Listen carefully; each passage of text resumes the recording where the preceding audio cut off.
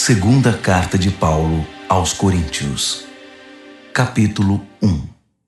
Eu, Paulo, fui enviado pelo Messias, Jesus, numa missão especial, planejada pelo próprio Deus.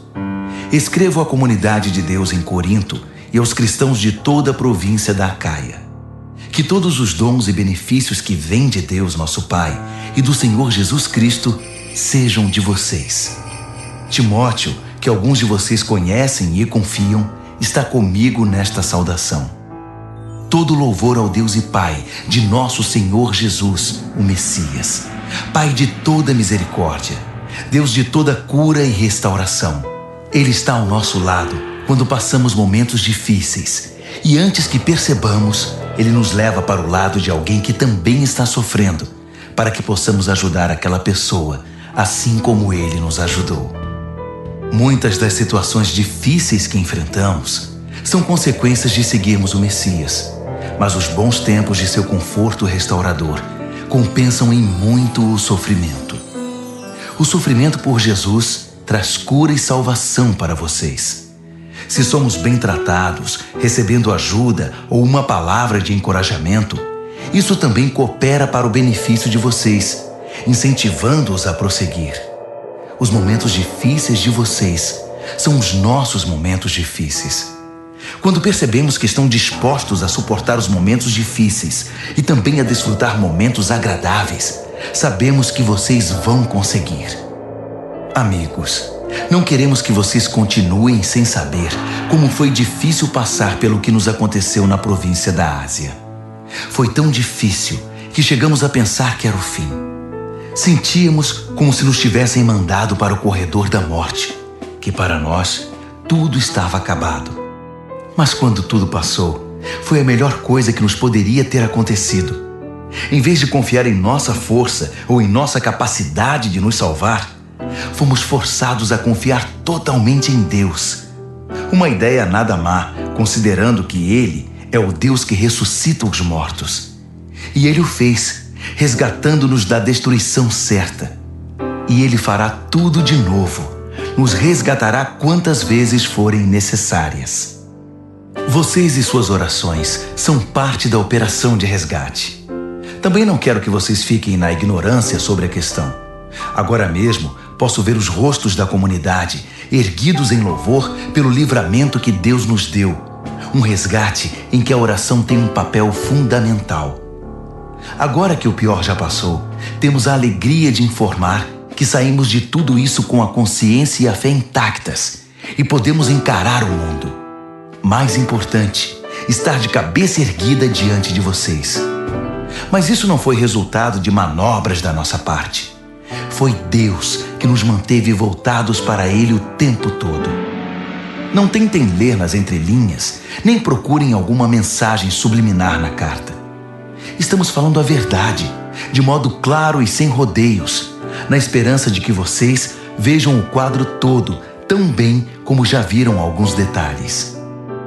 Queremos que vocês se orgulhem de nós, tanto quanto nos orgulhamos de vocês quando estamos juntos perante o Senhor Jesus. Certo da boa acolhida por parte de vocês, eu havia planejado 2 visitas. Passar aí a caminho da província da Macedônia e outra vez na viagem de retorno. Então, poderíamos fazer uma festa de despedida quando vocês me enviassem para a Judéia. Esse era o plano. Agora vocês me acusam de ser descuidado com minhas promessas porque o plano não se cumpriu? Acham que tenho 2 palavras? Um sim volúvel no momento e um não volúvel no minuto seguinte? Pois bem, vocês estão errados. Tento ser tão verdadeiro com minha palavra quanto Deus é com a dele. Nossa palavra a vocês não foi um sim descuidado, anulado por um não indiferente. Como poderia ser? Quando Silas, Timóteo e eu proclamamos o Filho de Deus entre vocês, vocês tiveram de escolher entre um sim e um não? Por acaso não foi um sim claro e seguro? Seja o que for que Deus prometeu, tem a marca do sim de Jesus. Nele, isso é o que pregamos e oramos, o grande amém, o sim de Deus e também o nosso sim inequívoco. Deus nos afirma: certificando-nos em Cristo, pondo seu sim dentro de nós. Pelo seu Espírito, Ele nos marcou com sua eterna garantia, um início certo para o que Ele está disposto a realizar. Pois bem, vocês estão preparados para saber a verdadeira razão por que não os visitei em Corinto? Tendo Deus por testemunha, o único motivo foi que eu quis poupar vocês da dor. Foi por causa da minha consideração por vocês. Não fui indiferente nem manipulador. Não somos responsáveis pelo modo segundo o qual vocês vivem a fé. Não nos comportamos como inspetores, e sim como companheiros, trabalhando com vocês num ambiente de alegre expectativa. Sei que vocês permanecem firmes por sua própria fé, não pela nossa. 2 aos Coríntios, capítulo 2. Por causa disso, decidi não fazer outra visita, pois poderia ser dolorosa para vocês e para mim. Se minha presença de algum modo fosse constrangedora para vocês, como poderiam espontaneamente me saudar e animar? Por essa razão escrevi uma carta em vez de ir, para não perder tempo desapontando os amigos que eu esperava que me saudassem. Enquanto escrevo, estou convencido de que foi melhor para mim e para vocês. O tempo passava e já foi doloroso demais escrever a carta. O pergaminho tinha mais lágrimas que tinta. Mas não escrevi para causar sofrimento, e sim para que vocês soubessem quanto me preocupo. De fato, era mais que preocupação. Foi para mostrar quanto amo vocês. Agora, com respeito àquele que começou tudo isso e provocou toda essa dor, quero que saibam que, na ocasião, não fui o único ofendido, mas também todos vocês, com algumas exceções. Assim, não quero, estando aí, mostrar-me muito severo. O que a maioria de vocês concordarem como disciplina é suficiente. É hora de perdoar esse homem e ajudá-lo a se erguer. Se vocês aumentarem o sentimento de culpa dele, ele acabará se afogando nessa culpa. Meu conselho agora é derramar amor. O propósito da minha carta não é exigir a punição do ofensor, mas levar vocês a se responsabilizarem pela saúde da igreja. Se vocês o perdoarem, eu também o perdoo. Não pensem que estou levando uma lista de ressentimentos pessoais. O fato é que estou me juntando ao ato de perdão de vocês, assim como Cristo faz conosco. Afinal, não queremos inconscientemente dar a Satanás uma abertura para causar mais dano. Estamos muito bem atentos para os seus caminhos dissimulados. Quando cheguei a Troade para proclamar a mensagem do Messias, senti plena abertura. Deus havia escancarado a porta, mas Tito não estava esperando por mim com notícias sobre vocês. Por isso não consegui relaxar. Preocupado, fui para Macedônia à procura de Tito e de alguma notícia que me tranquilizasse a respeito de vocês. E consegui, graças a Deus. No Messias, em Cristo, Deus nos leva de lugar em lugar num desfile de vitória perpétua. Por meio de nós, Ele traz o conhecimento de Cristo. Aonde quer que vamos, o povo aspira o excelente perfume desse conhecimento. Por causa de Cristo, exalamos uma doce fragrância que sobe até Deus e é reconhecida pelos que trilham o caminho da salvação. Um aroma com agradável cheiro de vida. Mas aqueles que estão no caminho da destruição nos tratam mais como se exalássemos o cheiro desagradável de um cadáver. É uma responsabilidade gigantesca. Quem é capaz de assumi-la? Pelo menos não adulteramos a palavra de Deus, nem a pomos à venda. Permanecemos na presença de Cristo quando falamos, e Deus nos olha no rosto. Falamos o que recebemos diretamente de Deus, e o fazemos da maneira mais honesta possível.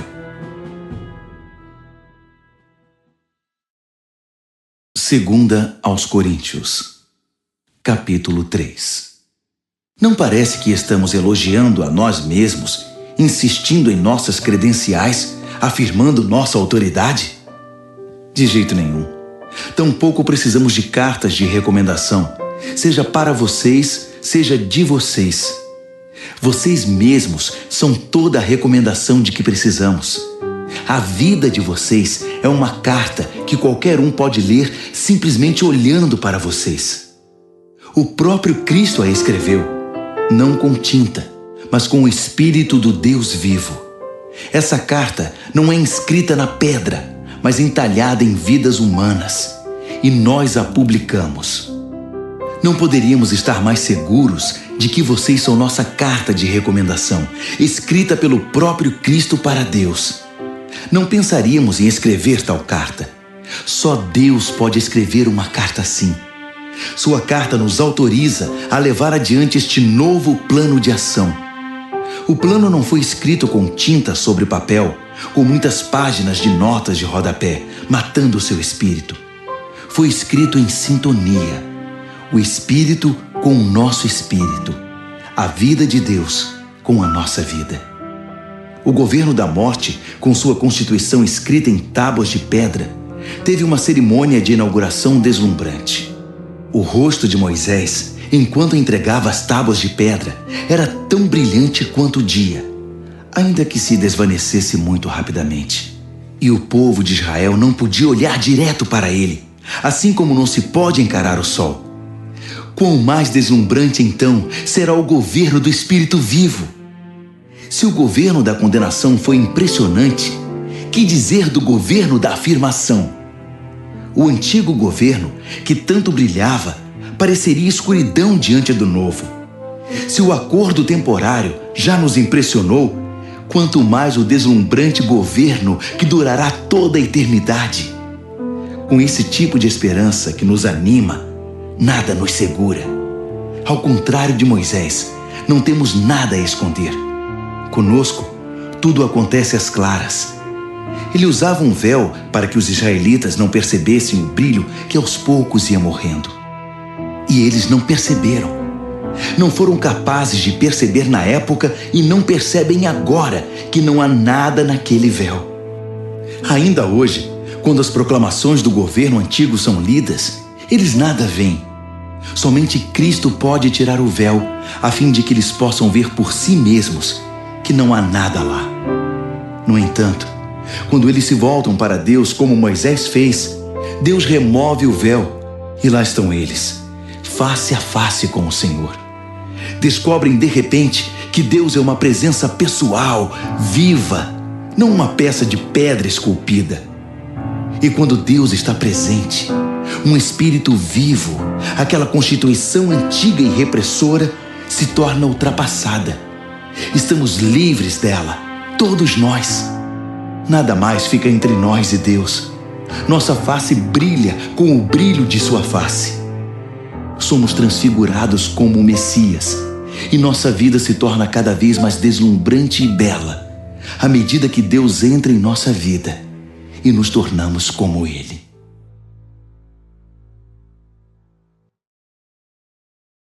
Segunda Carta aos Coríntios, capítulo 4. Considerando que Deus tão generosamente nos permite participar do que Ele tem feito, não vamos desanimar nem desistir, só porque às vezes enfrentamos tempos difíceis. Nós nos recusamos a usar máscaras e a fingir. Não manipulamos os fatos nos bastidores, nem deturpamos a palavra de Deus em proveito próprio. Pelo contrário, sustentamos tudo o que fazemos e falamos toda a verdade às claras, de modo que quem quiser possa ver e julgar por si mesmo na presença de Deus. Se a mensagem parece obscura para alguns, não é porque a escondemos. Não. É porque eles estão vendo ou buscando o caminho errado e se recusam a dar à mensagem a devida atenção. A única coisa que interessa a eles é o Deus das trevas desta época. Pensam que conseguirão dele o que desejam e que não terão que se preocupar em crer na verdade que não podem ver. Eles estão cegos para a deslumbrante luz da aurora da mensagem que resplandece com Cristo e nos permite ver a melhor imagem de Deus, o que eles jamais conseguirão. Lembrem-se de que a mensagem não é sobre nós mesmos. Nós anunciamos Jesus Cristo, o Senhor. Todos nós somos mensageiros, andarilhos de Jesus por causa de vocês. Isso começou quando Deus disse que a luz brilhe nas trevas. E nossa vida ficou cheia de luz quando vimos e compreendemos Deus pela face de Cristo, tudo belo e deslumbrante. Se olharem apenas para nós, vocês podem perder o brilho. Levamos a mensagem preciosa em vasos de barro, sem adornos, ou seja, em nossa vida. Isso é para impedir que alguém pense que o incomparável poder de Deus nos pertence. Vocês sabem que não temos muita coisa de nós mesmos. Estamos soterrados de problemas, mas não desmoralizados. Não sabemos direito o que fazer, mas sabemos que Deus sabe o que fazer. Estamos espiritualmente aterrorizados, mas Deus não nos abandonou. Caímos, mas não estamos derrotados. O que fizeram a Jesus, fizeram a nós. Julgamento, tortura, zombaria e assassinato. Jesus faz em nós o que fez entre eles. Ele vive. Nossa vida está em constante risco por causa de Jesus, o que faz a vida dele mais evidente em nós. Enquanto enfrentamos o pior, vocês conseguem o melhor. Não há silêncio sobre essa questão em nossa vida. Assim como o salmista escreveu, "Cri, por isso falei." Falamos daquilo em que cremos. E o que cremos é que aquele que ressuscitou o Senhor Jesus também nos ressuscitará e nos levará com vocês. Cada detalhe coopera para o progresso de vocês e para a glória de Deus.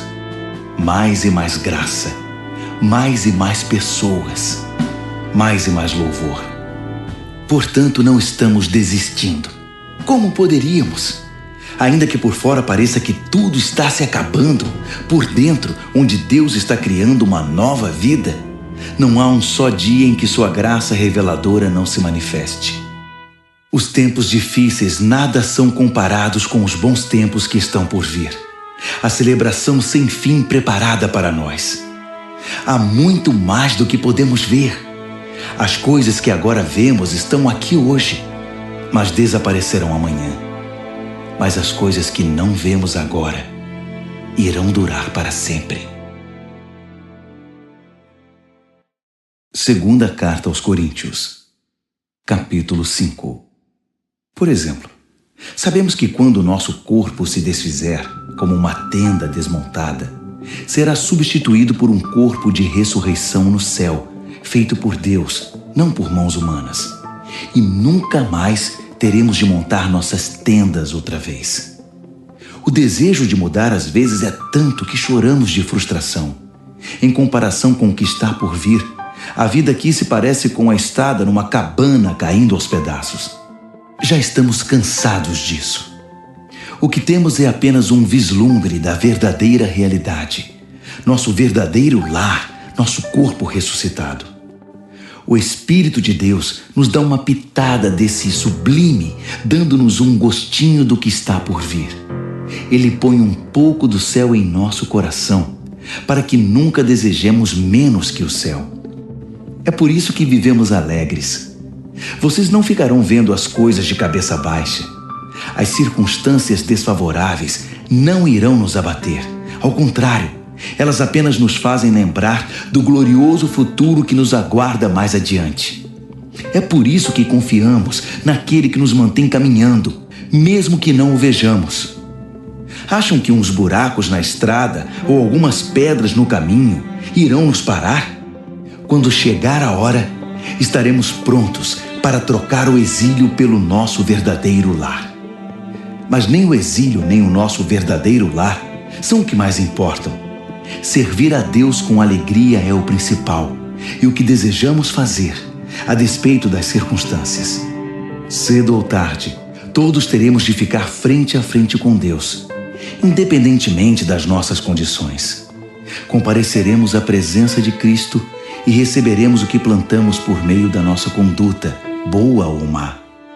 Essa expectativa nos manterá vigilantes. Podem estar certos.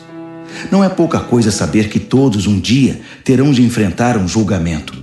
Daí a urgência em exortarmos todos a que se preparem para estar na presença de Deus. Só Deus sabe quanto nos dedicamos a isso. Mas espero que vocês percebam quanto nos preocupamos com a questão. Não dizemos isso com a intenção de parecermos bons aos olhos de vocês, mas por pensar que vocês se sentiriam bem, orgulhosos até, por saber que estamos do seu lado e que não somos simpáticos apenas na presença de vocês, como o fazem alguns. Se eu agi loucamente, fiz isso por Deus. Se eu agi de maneira sensata, foi por vocês. O amor de Cristo me impulsiona a tais extremos. Seu amor tem a primeira e a última palavra em tudo o que fazemos. Nossa decisão firme é trabalhar com base nesta premissa: um homem morreu por todos. Essa realidade põe todos no mesmo barco. Ele incluiu todos em sua morte, para que cada um fosse também incluído em sua vida, uma vida ressurreta, incomparavelmente melhor que qualquer outra já vivida. Por causa dessa decisão, não julgamos ninguém pelo que possui ou pela aparência. Houve um tempo em que julgamos o Messias dessa maneira e estávamos errados, como sabem. Não vemos mais assim. Agora olhamos para dentro e o que vemos é que qualquer um unido ao Messias tem a chance de um novo começo e é criado de novo. A velha vida se foi. Uma nova vida floresce. É demais. Tudo vem de Deus, que nos quer em relacionamento com Ele e nos chamou para viver relacionamentos com nossos semelhantes. Deus se reconciliou com o mundo por meio do Messias, permitindo um novo começo pela oferta de perdão dos pecados. Deus nos deu a tarefa de contar a todos o que Ele está fazendo. Somos representantes de Cristo. Deus nos usa para persuadir homens e mulheres a deixar as diferenças de lado e ingressar na obra de Deus, e para reconciliar o ser humano com Ele. Estamos falando por Cristo mesmo agora. Tornem-se amigos de Deus. Ele já é amigo de vocês. Como pode? Vocês perguntam. Em Cristo, eu respondo. Deus o considerou culpado. Ele que nunca fez nada errado, para que pudéssemos ser considerados sem pecado perante Deus. 2 aos Coríntios, capítulo 6. Somos seus companheiros nesta obra. Por isso imploramos, não desperdicem nem um pouco a maravilhosa vida que Deus concedeu a vocês. Ele nos lembra: ouvi seu chamado no tempo certo. No dia em que você precisou de mim, eu estava lá para ajudar. Pois bem, agora é o tempo certo para que Ele ouça vocês e os ajude. Nada de deixar para depois. Não frustrem a obra de Deus. Não façam corpo mole, nem lancem dúvidas sobre o que fazemos. Nossa obra como servos de Deus tem valor em todos os aspectos. As pessoas nos observam enquanto estamos a postos, em prontidão, inabaláveis, em tempos difíceis, maus, trabalhosos. Quando somos espancados, encarcerados e envolvidos em tumultos, trabalhando duro até tarde da noite, às vezes sem comer, com coração puro, mente limpa e mão firme, com gentileza, santidade e amor honesto. Quando dizemos a verdade e quando Deus mostra seu poder, quando fazemos o melhor possível pela verdade, quando somos elogiados ou repreendidos, caluniados ou honrados, fiéis à nossa palavra, ainda que não confiem em nós, ignorados pelo mundo, mas reconhecidos por Deus, vivos, ainda que digam que estamos mortos, açoitados quase até a morte, mas recusando-se a morrer, mergulhados em lágrimas, mas sempre cheios de profunda alegria, vivendo de mãos vazias, mas enriquecendo muitos, não tendo nada, mas tendo tudo. Prezados coríntios, não consigo expressar em palavras quanto desejo que vocês entrem nesta vida plena e cheia de possibilidades. Não queremos que se fechem assim. A pequenez que sentem vem de dentro de vocês. A vida que Deus dá não é pequena. Vocês é que a vivem de modo pequeno. Digo isso com franqueza e com grande afeição. Abram a vida, comecem a vivê-la plenamente. Não se tornem parceiros dos que rejeitam Deus. Não há como fazer parceria entre o certo e o errado. Não é parceria, é guerra. A luz é amiga das trevas. Cristo passeia com o diabo. A verdade e a mentira andam de mãos dadas. Quem pensaria em pôr ídolos pagãos no templo santo de Deus? Pois é exatamente o que somos. Cada um de nós é um templo e Deus vive em nós. Ele mesmo disse: vou viver neles e neles vou me mover. Vou ser o Deus deles e eles serão o meu povo. Então deixem de lado a corrupção e as parcerias. Deixem tudo de uma vez por todas. Diz Deus: não se associe com os que irão mergulhá-los na sujeira. Quero todos vocês para mim. Serei um pai para vocês, e vocês serão filhos e filhas para mim. Palavra do Senhor Deus.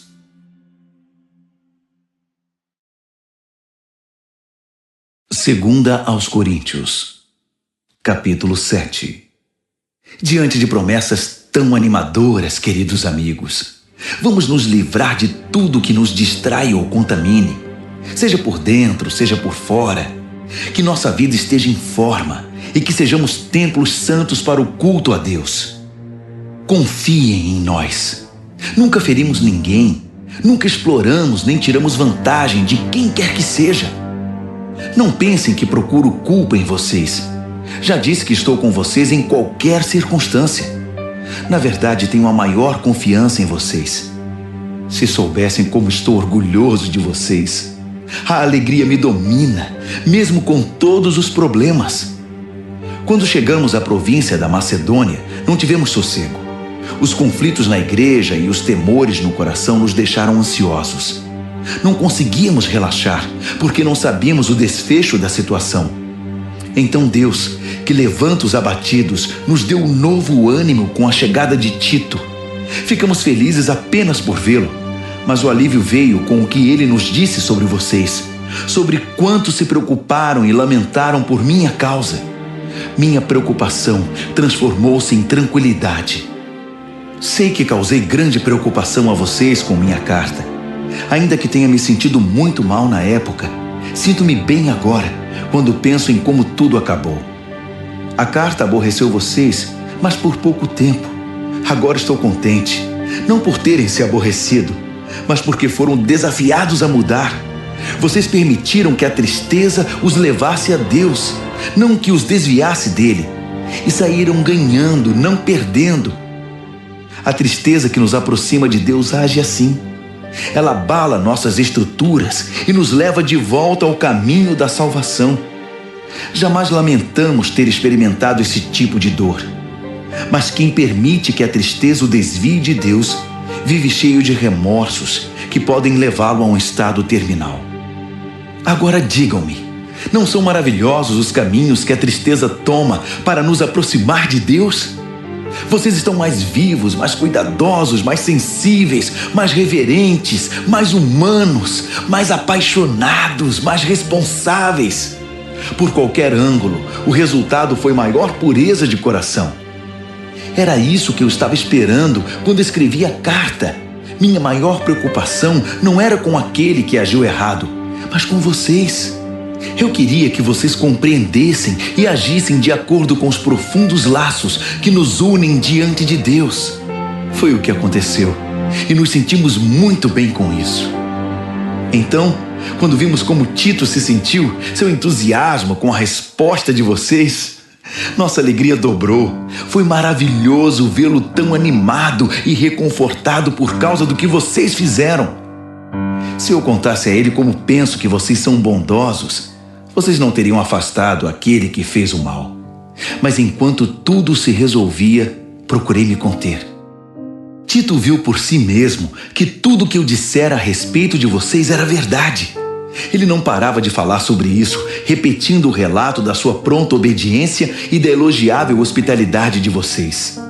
Ele ficou impressionado com tudo, e eu não poderia estar mais satisfeito. Tenho muito orgulho de todos.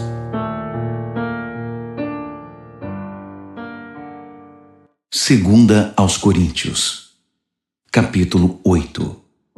Agora, amigos, quero comentar sobre os surpreendentes e generosos meios pelos quais Deus está trabalhando nas igrejas da província da Macedônia. Sérios problemas aconteceram naquelas igrejas, pressionando ao máximo o povo. Mas isso revelou o verdadeiro caráter deles. Inacreditavelmente felizes, ainda que desesperadamente pobres, a pressão motivou algo inesperado. Um rio de doações sinceras e generosas. Eu estava lá e vi. Eles contribuíam com tudo o que podiam, além das possibilidades deles, eu diria. Ajudar os cristãos pobres era um privilégio do qual não queriam abrir mão. Foi tudo espontâneo, tudo ideia deles. Fomos apanhados desprevenidos. A explicação é que eles, antes de tudo, se entregaram sem reservas a Deus e a nós. A outra oferta simplesmente fluiu dos propósitos de Deus, que trabalhava na vida de cada um. Foi por isso que eles nos convenceram a pedir a Tito que trouxesse a oferta para vocês, para que aquilo que começou tão bem pudesse ser concluído. Vocês já fazem bem muitas coisas. Confiam em Deus, são articulados, criteriosos, apaixonados e nos amam. Agora, nessa questão, espero que também façam o melhor. Não estou tentando dar ordens contra a vontade de vocês. Apresento o entusiasmo dos macedônios como um estímulo ao amor que há em vocês, na esperança de extrair o melhor de cada um. Vocês conhecem a graça generosa do Senhor Jesus Cristo. Ele era rico, mas deu tudo por nós. Tornou-se pobre para que nós nos tornássemos ricos. Na minha opinião, o melhor que vocês podem fazer agora é concluir o que começaram no passado, para não deixar que boas intenções deem em nada. O coração de vocês está no lugar certo. Vocês já têm tudo de que precisam para terminar. Então, mãos à obra. Uma vez que o compromisso é claro, façam o que podem. O coração orienta as mãos.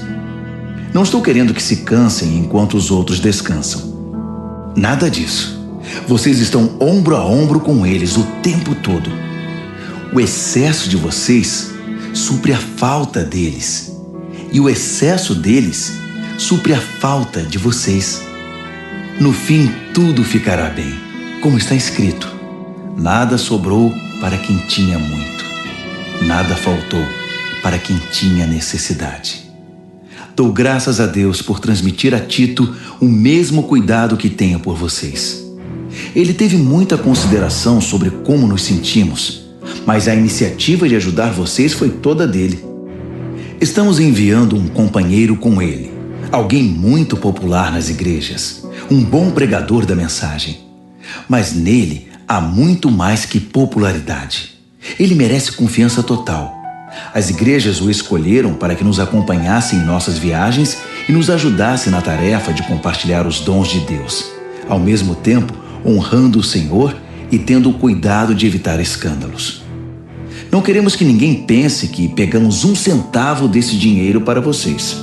Somos tão zelosos da nossa reputação diante do público como somos diante de Deus. É por isso que estamos levando outra pessoa de confiança conosco, que já provou sua fidelidade muitas vezes e trabalha com a mesma disposição desde o início.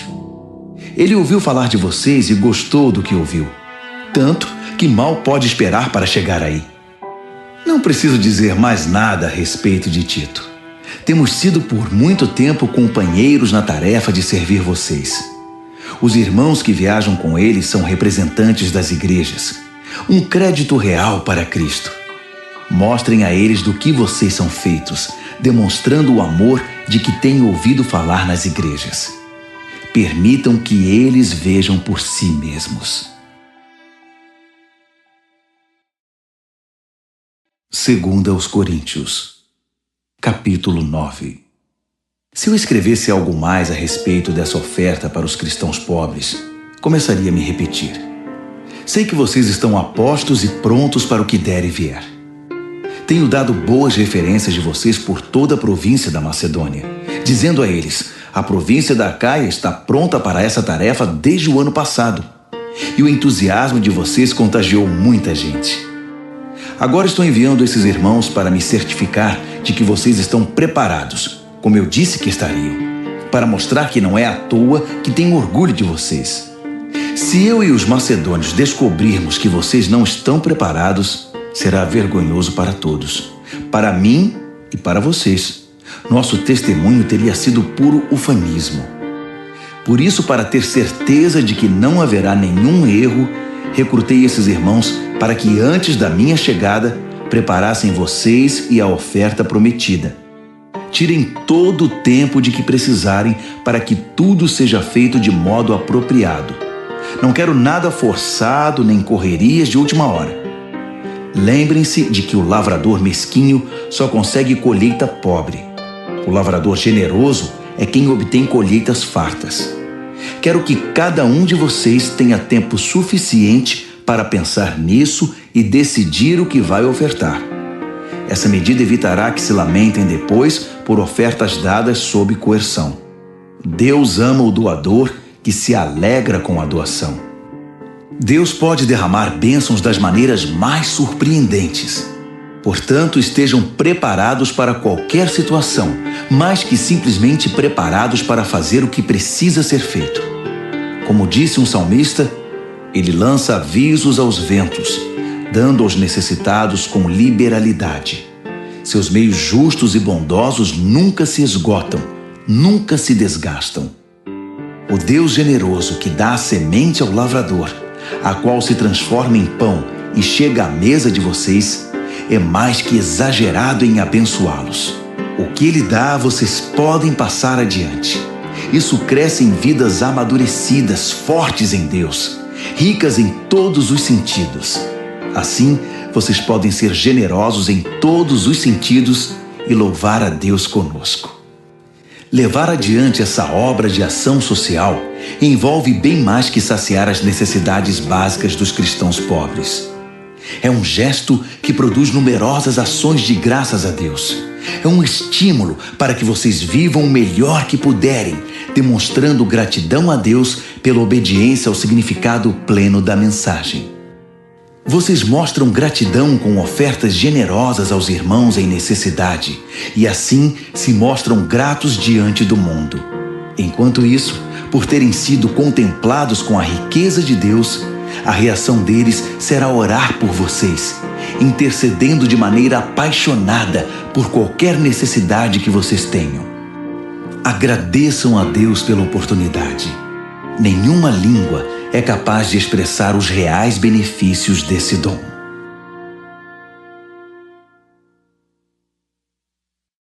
Segunda aos Coríntios, capítulo 10.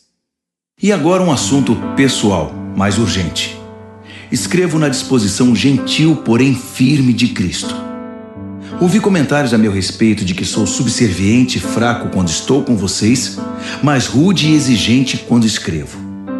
Por favor, não me obriguem a ser rígido quando estiver com vocês.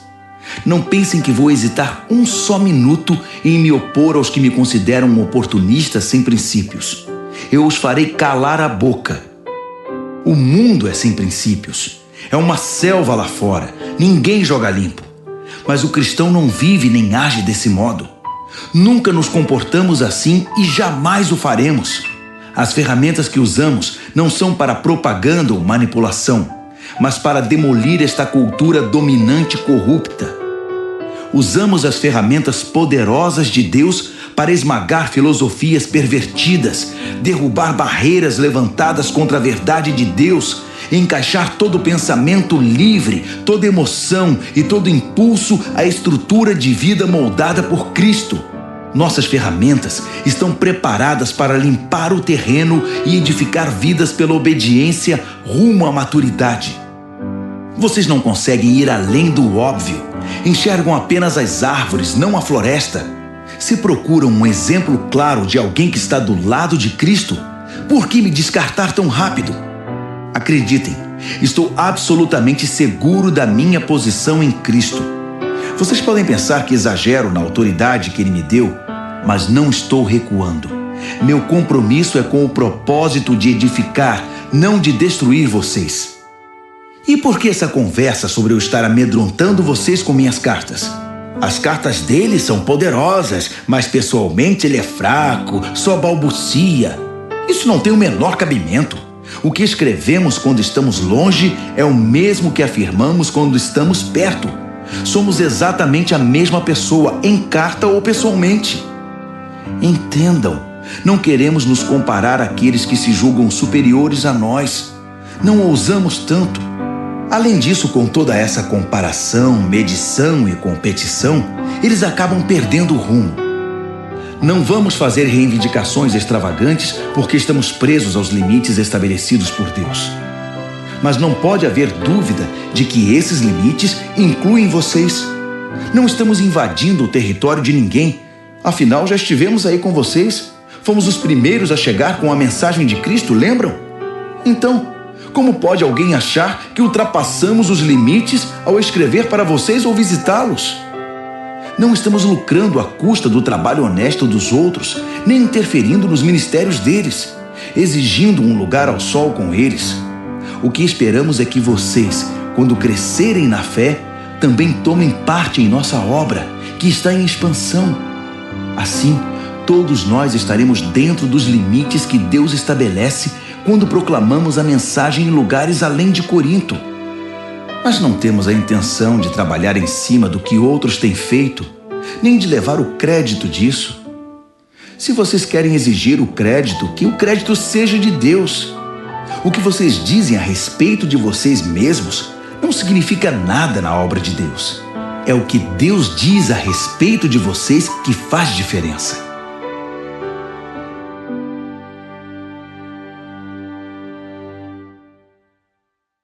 Segunda aos Coríntios, capítulo 11. Podem me aguentar mais um pouco?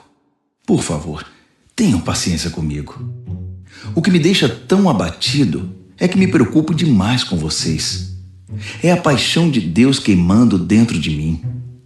Prometi a Cristo a mão de vocês em casamento, apresentando-os como uma virgem ao seu marido. E agora receio que, assim como a serpente seduziu Eva com sua fala mansa, vocês estejam desviados da pureza simples do seu amor por Cristo. Tenho a impressão de que se alguém aparecer pregando um Jesus diferente do que nós pregamos, em espírito e em mensagem, vocês irão aceitá-lo sem problemas. Mas se vocês aceitam essas celebridades apostólicas, por que não me aceitam simples como sou? Sou tão digno quanto eles. É verdade que não domino a técnica daquela eloquência suave que tanto impressiona vocês. Mas quando abro a boca, pelo menos sei do que estou falando. Não escondo nada. Deixo vocês por dentro de tudo. Será que cometi um erro ao proclamar a mensagem de Deus a vocês sem pedir algo em troca? Ao servir vocês sem nenhum custo, para que não se sentissem pressionados por mim? Com as outras igrejas foi diferente, pois elas me pagaram. Tudo para que vocês me tivessem de graça. Nem mesmo quando vivi entre vocês, alguém precisou mover um dedo para me ajudar. Minhas necessidades eram todas supridas pelos cristãos da Macedônia. Preocupei-me em nunca ser pesado a vocês e nunca serei. Contem com isso. Cristo é minha testemunha de que isso é questão de honra para mim. E sobre isso não vou me calar para proteger vocês do que os outros vão pensar. Não é que eu não ame vocês, Deus sabe que amo. Estou apenas tentando pôr as coisas em pratos limpos. Não estou mudando de opinião. Prefiro morrer a pegar o dinheiro de vocês. Não dou motivo a ninguém para dizer que sou como aqueles pregadores narcisistas e ávidos por dinheiro. Eles são um bando de infelizes, pseudo-apóstolos, pregadores de mentira, corruptos. Fazem pose de agentes de Cristo, mas são falsos até a raiz. E não é de admirar. Satanás faz isso o tempo todo, disfarçando-se de anjo de luz. de modo que não devemos ficar espantados quando seus servos se apresentam disfarçados de servos de Deus, mas não vão conseguir nada. No fim, pagarão caro por isso. Permitam-me voltar ao ponto de partida. E usem isso contra mim se me passo por tolo. Ou, se preferirem, apenas aceitem que sou um tolo e me permitam falar como tal. Não aprendi a falar assim com Cristo. Não. É um mau hábito que aprendi desses pregadores que fazem tudo para agradar os outros, tão em moda hoje em dia. Já que vocês se sentam no banco para ouvir esses enganadores, podem muito bem aguentar alguma tolice da minha parte. Vocês têm uma admirável tolerância com impostores que roubam sua liberdade, exploram, cegam, rebaixam e até agridem vocês. Eu não deveria admitir, mas não tenho estômago para ver isso. Uma vez que vocês admiram tanto os egomaníacos do púlpito, aqui é o velho amigo de vocês, o tolo, falando. Deixe-me esclarecer uma coisa. Eles se gabam de ser hebreus, israelitas, a raça pura de Abraão? E daí? Eu também sou. Eles são servos de Cristo? Sou muito mais. Nem acredito que estou dizendo isso. É loucura falar desse modo, mas já que comecei, agora vou terminar. Ora, trabalhei muito mais que eles. Fui mais vezes encarcerado. Fui espancado mais do que posso contar. E em vários momentos estive às portas da morte. 5 vezes levei as 39 chibatadas dos judeus, 3 vezes espancado pelos romanos, 1 vez fui apedrejado, naufraguei 3 vezes e fiquei 1 dia e 1 noite perdido no mar. Em viagens difíceis, ano após ano, tive de atravessar rios, enfrentar ladrões, lutar com amigos e inimigos. Estive em risco na cidade, em risco na zona rural. Enfrentei perigos sob o sol do deserto e em tempestades no mar. Também fui traído pelos que pensei ser meus irmãos. Sei o que é trabalhar duro, passar noites longas e solitárias sem dormir. Já fiquei muito tempo sem comer. Sofri com o frio e com a falta de agasalho. E a lista ainda nem chegou à metade, porque ainda temos as pressões diárias e as ansiedades por causa das igrejas. Quando alguém chega ao fim da linha, sinto dor até nos ossos. Quando alguém cai em pecado, um fogo queima minhas entranhas. Se tenho de gabar a mim mesmo, vou me gabar das humilhações que me tornam semelhante a Jesus. O eterno e bendito Deus e Pai de nosso Senhor Jesus sabe que não estou mentindo. Estão lembrados da vez em que eu estava em Damasco e o governador do rei Aretas pôs guardas nos portões da cidade para me prender? Para salvar minha vida, tive de escorregar através de uma janela da muralha, dentro de um cesto, e depois sair correndo.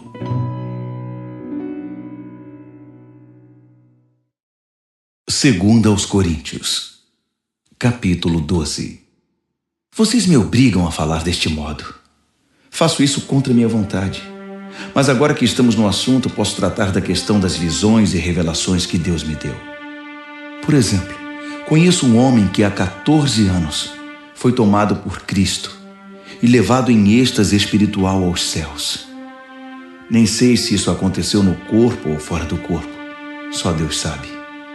Sei também que esse homem foi levado ao paraíso. De novo, se no corpo ou fora dele, não sei. Deus sabe. Lá ele ouviu palavras indizíveis, mas foi proibido de contar o que ouviu. Esse é o homem a respeito de quem quero falar. Mas não vou dizer nenhuma palavra a meu respeito, exceto o que foi humilhação. Se eu tivesse disposição para contar vantagem, talvez pudesse fazê-lo sem parecer ridículo e não estaria faltando com a verdade. Mas vou poupar vocês. Quero que vocês continuem a me imaginar como o tolo que vocês pensariam que eu sou se me encontrassem na rua ou me ouvissem falar. Por causa da grandiosidade daquelas revelações, para que eu não ficasse orgulhoso, recebi o dom de um obstáculo que me mantém em contato permanente com minhas limitações. O anjo de Satanás Fez o melhor que pôde para me derrubar, mas o que conseguiu foi me pôr de joelhos. Sem chance que eu ande de nariz empinado e orgulhoso. No princípio eu não pensava nele como um dom e pedi a Deus que o removesse. Repeti o pedido 3 vezes. Então, ele me disse: minha graça é o bastante.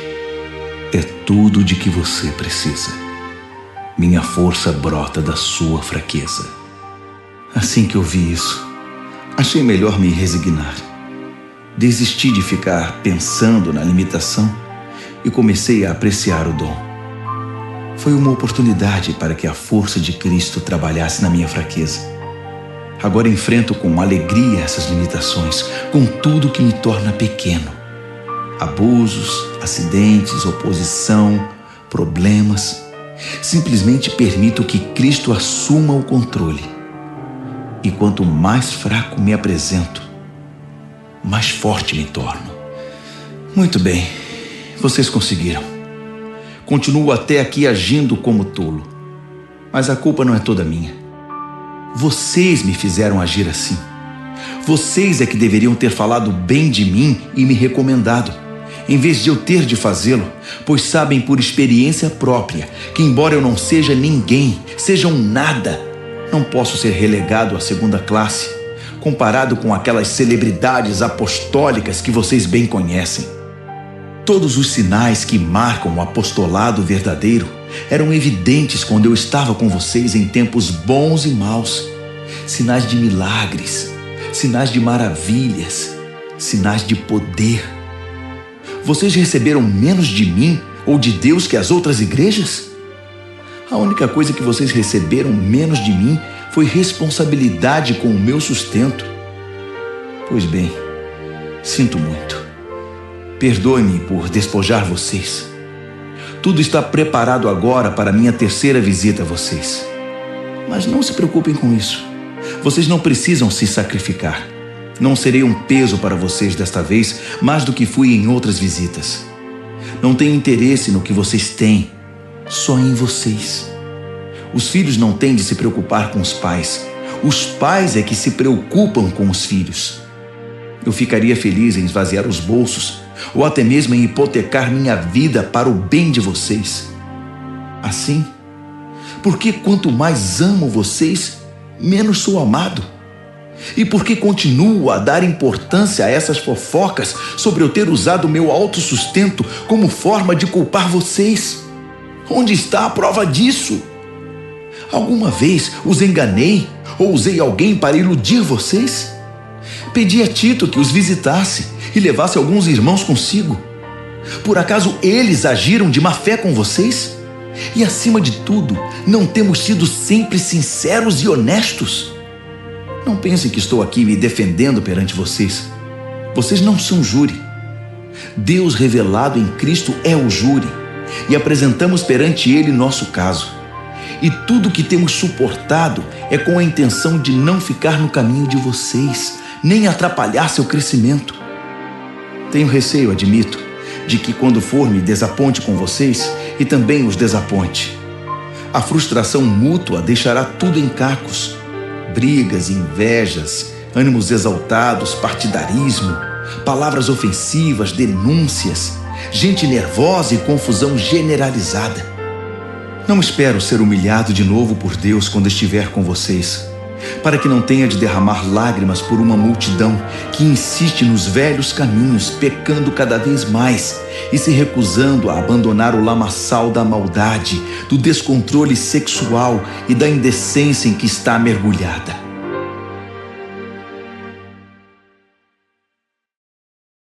Segunda aos Coríntios, capítulo 13. Muito bem, minha 3ª visita está chegando. Lembram-se daquele texto das Escrituras? Uma questão é definida com o depoimento de 2 ou 3 testemunhas? Por ocasião da minha 2ª visita, avisei aquele grupo que permanece enredado nos velhos pecados que quando eu voltasse, não seria tolerante com eles. Agora, em preparação para a 3ª visita, repito a advertência, mesmo estando longe. Se vocês não tiverem mudado de vida até eu chegar aí, cuidado. Vocês que exigiram provas que Cristo fala por meu intermédio, irão receber mais do que pretendiam. Vão receber a plena força de Cristo. Não pensem que não vão. Ele era só fraqueza e humilhação quando foi morto na cruz, mas agora está vivo na poderosa força de Deus. Estávamos desprevenidos quando fomos humilhados entre vocês, mas da próxima vez que nos encontrarmos, estaremos vivos em Cristo e fortalecidos por Deus. Testem-se para saber se estão firmes na fé. Não se enganem, pensando que tudo está garantido. Criem o hábito do autoexame. Vocês precisam de evidências de primeira mão, não apenas de ouvir dizer que Jesus Cristo está em vocês. Façam o teste. Se o resultado não for bom, tomem alguma providência. Espero que o teste não demonstre que falhamos. Mas se for esse o resultado, é preferível que o teste demonstre nossa fraqueza, não a de vocês. Estamos buscando a verdade que faça vitoriosos todos nós. Não poderia ser de outro modo. Reconhecemos nossas limitações, mas também as celebramos e continuamos a celebrar cada vitória, cada triunfo da verdade em vocês. Oramos intensamente para que tudo isso aconteça na vida de vocês. Estou escrevendo assim agora, para que quando eu for, não tenha de tocar mais nesse assunto. A autoridade que o Senhor me deu é para juntar o povo, não para dividi-lo. Espero que tudo se resolva, para eu não precisar perder tempo com repreensões quando estiver aí. É isso, meus amigos. Sejam alegres. Mantenham tudo em boas condições. Sejam animados. Tenham harmonia de pensamento. Sejam agradáveis. Façam tudo isso e o Deus de amor e paz estará sempre com vocês. Cumprimentem uns aos outros com um abraço santo. Todos os irmãos e irmãs que estão aqui enviam saudações. A maravilhosa graça do Senhor Jesus Cristo, o grande amor de Deus e a amizade profunda do Espírito Santo sejam com todos vocês.